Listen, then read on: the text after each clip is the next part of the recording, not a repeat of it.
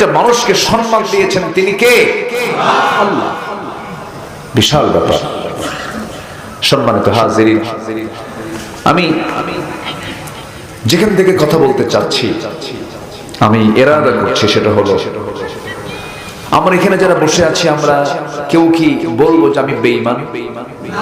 আমরা কি বলেন তো? ঈমানদার, মুমিন। আমরা কি বলেন তো? আমরা কি কেউ কি বলতে পারবো যে আমরা কাফের? বলবো না। আমরা সবাই বলবো আমরা মুসলমান।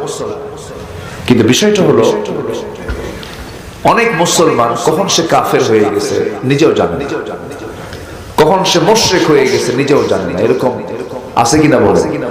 আছে। এই জন্য আমরা কোরআনের আয়নায় আমরা এটা দেখে নেব যে আমরা ঠিক আছে কি।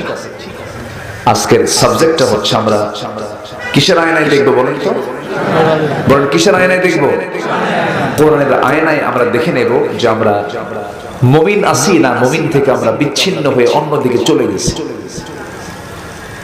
আমাদের সমাজে বিভিন্ন শ্রেণীর লোক আছে। কেউ ফাসিক আছে, কেউ জালিম আছে, কেউ মুনাফিক আছে, কেউ মুশরিক আছে, বিভিন্ন শ্রেণীর লোক আছে। আল্লাহ যেন আমাদের সকল বেলাইন থেকে আল্লাহ পাক যেন ঈমানের লাইনে আমাদেরকে কবুল করেন। জোরে বলি আমিন। আরো জোরে বলি আল্লাহুম্মা আমিন। কিসের লাইনে থাকতে হবে বলেন তো?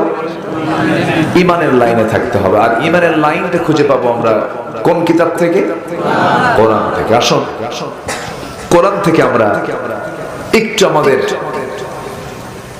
মিলায় নিতে হবে যে আমরা আসলে মুমিন আছি না কি আছি। আমাদের চরিত্রই বলে দেবে।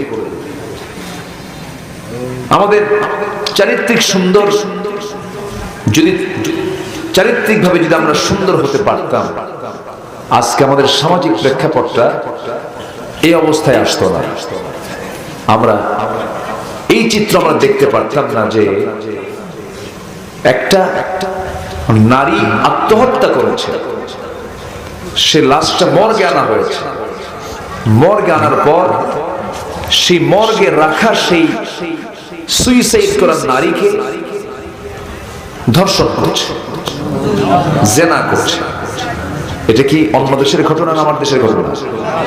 আমার দেশের ঘটনা।